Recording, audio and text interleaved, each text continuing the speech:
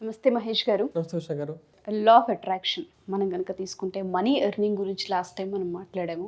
మనీని ఎలా అట్రాక్ట్ చేయాలి, స్ట్రక్ అయిన మనీని ఎలా తీసుకురావాలి అని ఒక క్లాస్ కూడా మీరు ఆర్గనైజ్ చేయడం జరిగింది. దానిలో చాలామంది ఒక మంచి ఫీడ్బ్యాక్ని కూడా అందించారు అండ్ క్లాస్ చాలా బాగా ముందుకు తీసుకెళ్లారు. Congratulations sir. అండ్ చాలామంది రిలేషన్స్ గురించి మాట్లాడుతూ ఉన్నారు. రిలేషన్స్ పైన హోప్ లేకుండా అయిపోతుంది అండ్ ప్రాబ్లమ్స్ వచ్చిన ప్రతిసారి మనీ లాస్ అవుతూ ఉన్నాము. రిలేషన్షిప్లో హ్యాపీగా ఉండాలి అంటే ఏ విధంగా? తాకట్టులో ఉన్న బంగారాన్ని విడిపించి ఆ రోజు ఆన్లైన్ రేటుకే మేము కొంటాం. Sharma gold company. 2 స్టెప్పులు మేడం. ఒకటి, ఫస్ట్ హానెస్టీ అంటే అది నిజమే. ఇప్పుడు నా కళ్ళు పెద్దవి అనేది నిజం. ఆ నిజాన్ని నేను అంగీకరించాలి. ఫస్ట్ హానెస్ట్గా నిజాయితీగా ఉండాలి. ఫస్ట్ నేను నా భార్య చెప్పిన మాట వినట్లేదు, నా కోపం వచ్చిందంటే నేను నా భార్య చెప్పిన మాట వినట్లేదు. ఓకే, అది లోపల ఎక్కడో 1% అని ఉంది నేను వినట్లేదు అనేది. ఇంకొకటి, దాన్ని హానెస్ట్గా నిజాయితీగా ఒప్పుకోవాలి. First step. ఓకేనా? అప్పుడు ఆ నెగిటివ్ ఎమోషన్స్, ఆ కోపం అనేది రాదు. ఎస్. రెండో స్టెప్లు 2 ఆప్షన్లు. ఒకటి మారడం, చేంజ్. ఇంకొకటి అంగీకరించడం. ఫస్ట్ స్టెప్ ఏంటి? నిజాయితీ. రెండో స్టెప్ ఏంటి? Change or acceptance. Okay, change అంటే మారాలి. ఇక మీదట ఓకే సరిగ్గా వినట్లేదు, నాకు అర్థమైంది, దాన్ని నేను ఒప్పుకోవట్లేదు ఫస్ట్. ఓకే, నా మీద నా కోపం ఉంది, నేనే అప్సెట్ అయినాను, నేను వినట్లేదు అనేది నాకే నచ్చట్లేదు, అందుకే నా కోపం వస్తుంది. వేరే మనిషి మీద మనం ఎప్పుడు కోపపడం మేడం. యాక్చువల్లీ కోపపడేది ఎక్కడంటే మన మీదే మనకి కోపం ఉంటుంది.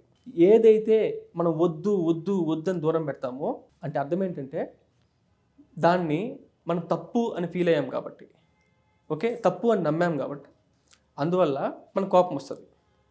ఓకేనా? ఎప్పుడైతే దాన్ని యాక్సెప్ట్ చేస్తామో ఆటోమేటిక్గా బయట మనిషి ఒక అద్దం లెక్క, మనలో ఏముందో చూపించే ఒక అద్దం, యాక్సెప్టెన్సీ వస్తుంటుంది. ఆటోమేటిక్గా మనల్ని కంప్లీట్గా యాక్సెప్ట్ చేస్తే ఎదుటి మనిషి మీద మనకి కాన్ఫ్లిక్ట్స్, ఆర్గ్యుమెంట్స్ అనేవి ఉండవు.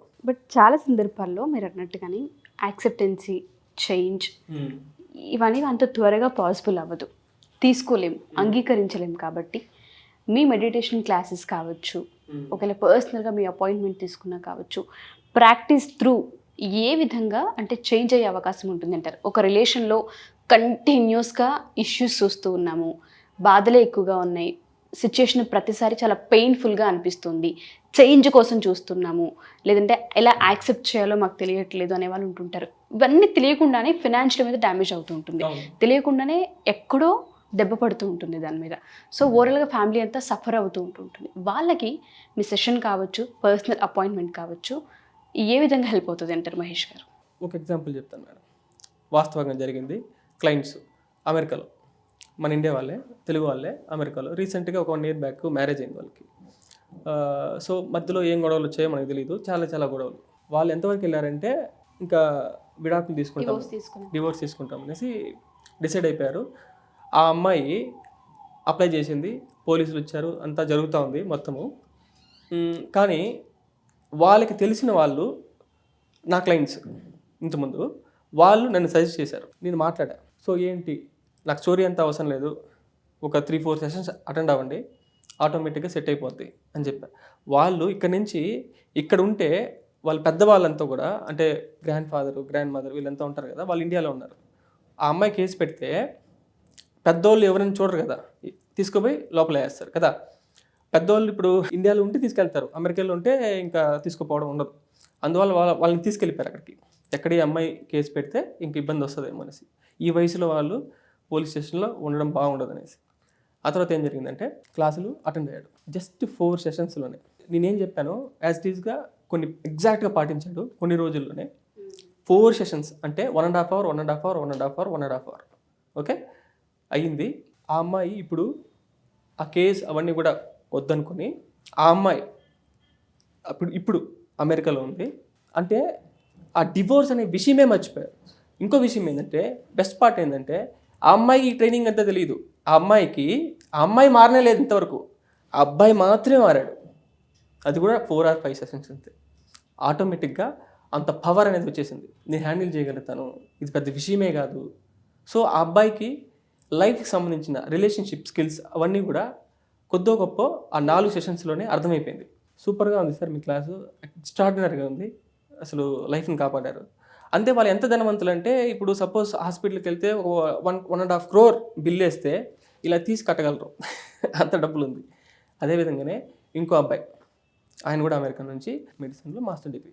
ఆయన ఏంటంటే అక్కడ లవ్స్ ఏదో ఉంది, ఇండియాలో వాళ్ళ పేరెంట్స్కి తెలిసిపోయింది.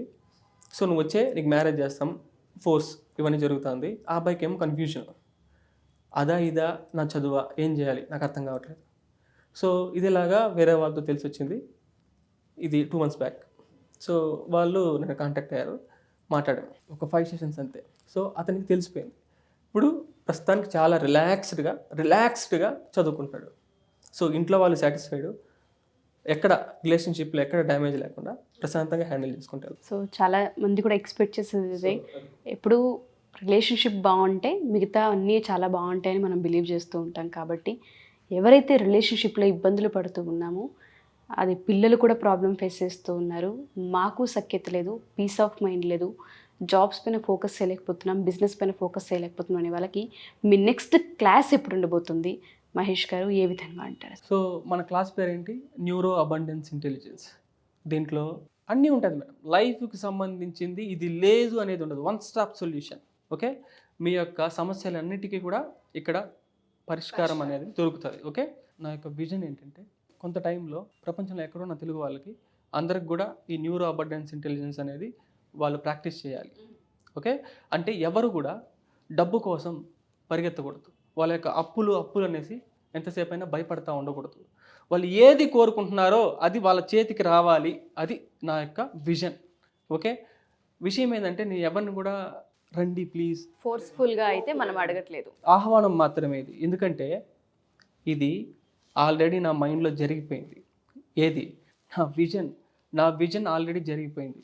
నేను ఎందుకు చెప్తానంటే ఈ మాట, మీరు కూడా మీ ప్రాబ్లం ఆల్రెడీ జరిగిపోయింది అంటే మీ ప్రాబ్లం నుంచి మీరు ఆల్రెడీ బయట వచ్చేసారు, మీ అప్పులు ఆల్రెడీ తీరిపోయింది, మీ హెల్త్ ప్రాబ్లమ్స్ ఆల్రెడీ క్యూర్ అయిపోయింది, మీ మనీ ప్రాబ్లమ్స్ అన్నీ కూడా పోయాయి, మీకు కావాల్సిన జాబ్ వచ్చేసింది. ఓకే, పెళ్ళి ఆల్రెడీ జరిగింది అని రాసుకోండి, ఆల్రెడీ జరిగిపోవాలి మైండ్లో, ఆల్రెడీ ఇన్నర్ వరల్డ్లో ఆల్రెడీ జరిగిపోవాలి. ఓకే, అప్పుడు మీరు బాహ్య ప్రపంచంలో మీరు చూడగలుగుతారు. ఇంకో విషయం ఏంటంటే ఈ స్వాదిష్టాన చక్కెర అడిక్షన్స్కి ఎక్కువగా ఉంటున్నారు కదా, అడిక్షన్ అయిపోతున్నారు. అంటే ఆల్కహాల్కి కావచ్చు, లేకపోతే సెల్ ఫోన్స్కి కావచ్చు, దేనికైనా మేడం, సిగరెట్స్కి కావచ్చు. ఓకే, దేనికైనా అడిక్షన్ వచ్చిందంటే అర్థం ఏంటంటే సైక్రల్ చక్ర, ఫెమినైన్ చక్ర, వాటర్ చక్ర వీక్గా ఉందనే అర్థం. సో వీటినంతా కూడా హ్యాండిల్ చేయాలంటే, సింపుల్గా బయట వచ్చేయాలంటే ఖచ్చితంగా March 15th అనేది పెద్ద అవకాశం. ఎస్. థ్యాంక్ యూ మహేష్ గారు, Thank you thank you so so much. So Mahesh గారు చెప్పినట్టుగానే March 15th క్లాస్ తీసుకోబోతున్నారు. కాబట్టి ఎవరైనా సరే ఈ క్లాస్కి జాయిన్ అవ్వాలి అన్నా, మేనిఫెస్టేషన్స్ మా లైఫ్లో జరగట్లేదని ఎవరైతే అనుకుంటుంటారో ఈ యొక్క క్లాస్ మీ లైఫ్ని మార్చే అవకాశం. కాబట్టి కింద స్క్రోల్ అవుతున్న కాంటాక్ట్ నెంబర్ని కాంటాక్ట్ చేస్తే మహేష్ గారి టీం మీకు పూర్తి వివరాలు అందిస్తారు. Thank you.